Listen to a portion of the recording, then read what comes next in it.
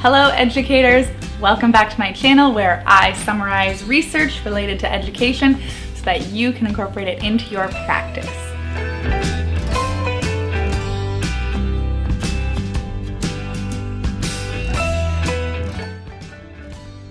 Today we are talking about virtual teaching again because so many of you are making the switch over as things maybe start slipping and the numbers are increasing again. If you're new to my channel, which you most likely are since it's a brand new channel, please stick around and hit that like button and subscribe.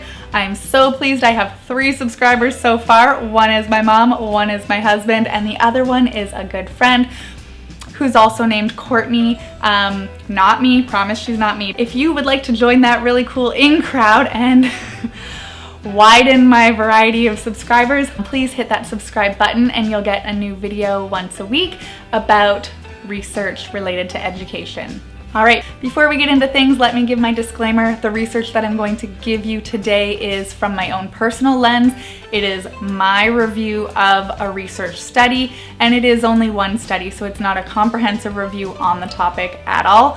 It's just one study that we are going through, and I'm summarizing so that you don't have to do all the reading yourself. So let's get started. The article we are discussing today, like I said, is about remote teaching, and it is titled Best Practices in Teaching K-12 Online, Lessons Learned from Michigan Virtual School Teachers. This article was published in 2008 from the Journal of Interactive and Online Learning. This journal is no longer in play anymore. It has been discontinued, but all of the articles from the journal are said to have been peer-reviewed, and they are available for open access, so I can link you to the direct source and you can go check it out for yourself if you are the type that likes to read the full study of things. I sure am that type. The authors of this article interviewed 16 highly qualified virtual teachers. The way that they defined highly qualified was that they had at least 3 years of teaching experience, and that criteria was mandated by the No Child Left Behind Act. The Michigan school where the teachers were interviewed from was set up to be a model school, so the intent was that it would sort of be a pioneer school for virtual teaching and would be one that would incorporate best practice in all of their subjects. So the school provided foundational subjects for students in high school. Another thing that's important to know with this study is that the courses that were offered in the school were general placement and advanced placement. So of course equity comes into play there. If the school isn't offering programs for students with a variety of learning needs, not just general and advanced placement, then your best practices might switch a bit. They didn't talk about special education, they didn't talk about students who were underperforming, and so that's something to consider with this. The data in this study was collected using semi-structured one-on-one interviews, and those were done virtually. Analysis involved grounded theory and a constant comparative analysis. So best practice findings were considered those that were represented, observed, or stated by all participants. So they interviewed all of the participants, and if something came up across the board and every participant alluded to this or the researchers observed this in their practice somehow, then they counted it as a best practice. There were 12 general characteristics, 2 about classroom management, and 23 about pedagogical practice. So quite a few findings to go through. We are going to zip through the ones that need to be zipped through and focus a little bit more attention on the ones that I think would be very beneficial to where we all are right now with remote teaching. Others took their analysis one step further, and each finding had to be related back to research that was found in pre-existing literature. So they used that to provide triangulation. Love me some triangulation. That is where it's at. That means that we've found other ways to show that what we think is true is true. So we're not just getting our information from one source, we're showing that there's some other evidence to go along with it. Let's get into the best practices that the teachers at this Michigan school talked about related to general characteristics of teaching. Teachers go the extra mile to support student learning. Teachers are skilled with basic uses of technology. Teachers are interested and enjoy exploring new technologies that have potential value for virtual environments. Teachers are flexible with their time. This one was really key for what I think we're all going through now, is that teachers were flexible with their time. One best practice about being flexible for their time I think is important to discuss, not because it's groundbreaking. They need to be flexible with our time. But because that is one area that if you're doing synchronous learning, we can't always have that flexibility. And we talked about in the last video the need to have some clear boundaries. The program that was being taught here wasn't necessarily synchronous learning, and so there was flexibility built into the program for teachers. Right now, a lot of us are working within structures that we have no say in. So we have unions that have rules that we need to follow. We have collective agreements. We have hours that we're not allowed to contact parents and kids. So the flexibility thing can be a bit tricky. Some other general best practices that came up were teachers having a deep understanding of varying learning styles of their students, teachers establishing a presence in the course to motivate students, teachers having good organizational skills, teachers using student and course data as well as other sources of information available to self-evaluate the pedagogical strategies they used, teachers having extensive knowledge and appreciation for the content area they teach, teachers understand the impact of course pacing and course design and the pedagogical strategies they use. Teachers continually extending their content and technological knowledge, and teachers are committed to the opportunities offered by virtual high schools. So really it comes down to a good teacher is a good teacher is a good teacher. Use the pedagogy that you know just from being a good teacher, whether it's online or not, and put forth the same effort into virtual teaching.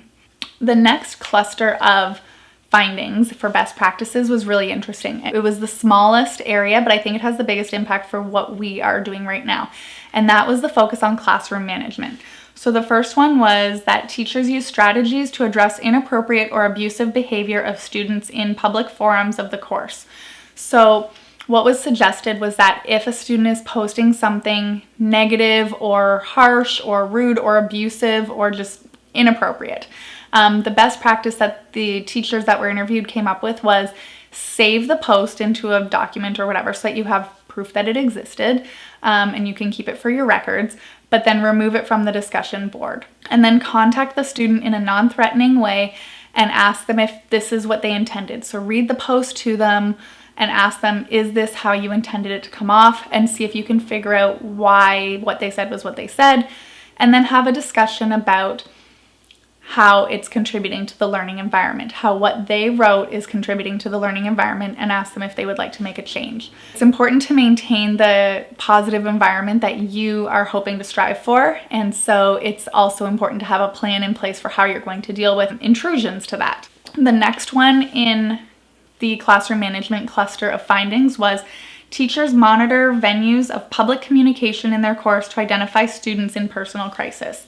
So because this was a high school, teachers were noticing that students would put out things related to their mental health. They would use a discussion forum and talk about things in their personal life. And so it was really important for the teachers to monitor every area that students could be writing on in case they needed to provide assistance that way. It's really interesting in this study because they were talking about how a lot of people sign up for virtual teaching and think, oh, I don't have to do the whole classroom management thing. I don't have to, put names on do-a-tangs before school starts. I don't have to decorate a bulletin board this year. I don't have to arrange the desks and come up with seating plans. But what the best practices show is that there is a whole aspect of class management related to virtual teaching. And a lot of it involves you having strategies ahead of time for how you will deal with students who violate the positive learning environment that you're creating, and how you will approach those students in a non-threatening way so that you can still keep them engaged in your course and not alienate them from what you're trying to teach.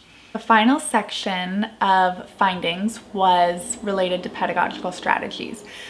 So what were the good teaching practices? I'm not going to read every one because there are 23 and they're not all super useful or groundbreaking. They're things that you're already doing. So I'm just going to highlight the main areas and then talk about some that stood out. The first area of pedagogical strategies is engaging students with content. So doing all of the strategies that you would do in a classroom through virtual learning, basically looking at ways to engage your students. How can you do that? So building projects that reflect the interests of your students, accommodating various learning styles, all of that great teaching that you're already doing anyways. The second cluster of pedagogical strategies for best practices was making the course meaningful for students. And again, you probably have a ton of ways that you make things meaningful for your individual students. One of the ones is that they list is encouraging supportive communication between students. So all of that kind of stuff to make school fun and exciting for kids. The next one is providing support. Obviously, as a teacher, you're going to be providing support for your students. And then communication and community. This one I found interesting because it had a best practice that talked about monitoring the tone and emotion of the communication that you give students, especially if you're providing written feedback. They talked about, having somebody potentially read over a message that you send a child just so that they are getting the message in a way that you intend it. What can be really useful here is having a mentor or having a co-teacher or somebody that you are in regular communication with that understands what your class setup is like, and have them kind of vet the information that you're sending to students. So I had a colleague at the school that I was working at that we would do this on the regular, like, hey, I'm sending an email to this parent.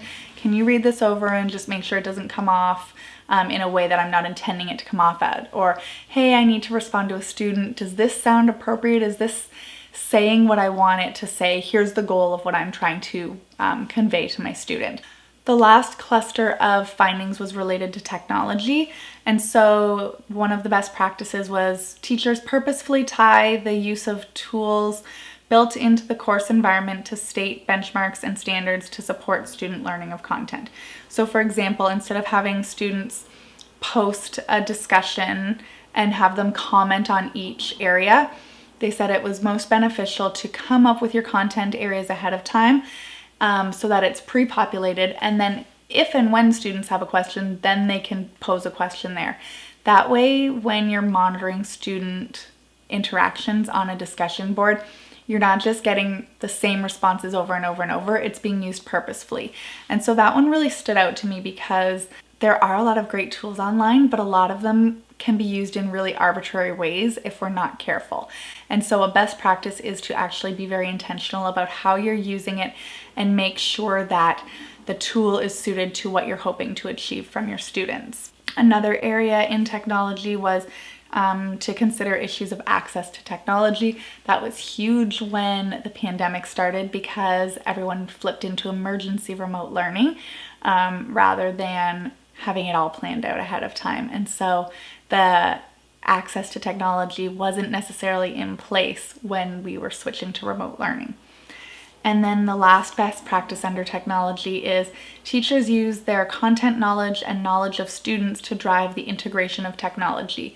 And so this is really talking about how not every technological tool and not every platform and not every online resource is going to be useful for your class. And so to have arbitrary ideas about has to use this tool, everyone has to do a podcast, everyone has to do a video, it's really ineffective. So it's important to match the tools you're using to your teaching style and to the goals of what you're hoping to get across to your students. So those were the best practices. And again, I will link the full article. So if you want to read through them all, that's great. They're all listed in a nice handy chart. So there were some limitations to this study that the authors came up with, and then there were some things that I think you should know about as well. One of the limitations that they noticed was the broad definition of what an experienced teacher was, and of course 3 years is seems like kind of a short time to be an exemplary teacher. And then the other area that the authors listed as a limitation was that the study didn't break down best practice by teaching area. So they're just doing teaching overall, but the authors were wondering if they looked at, best teaching practices for math, would they be different than best teaching practices for language? Another consideration, this study was published in 2008. That is before the smartphone. And so the smartphone has revolutionized the way that we do things, the way that we access things, the way that we interact with things, and sort of the rapid fire approach to being able to connect with people. I would love to read more studies that are focused on post-smartphone being in everybody's hand at all times.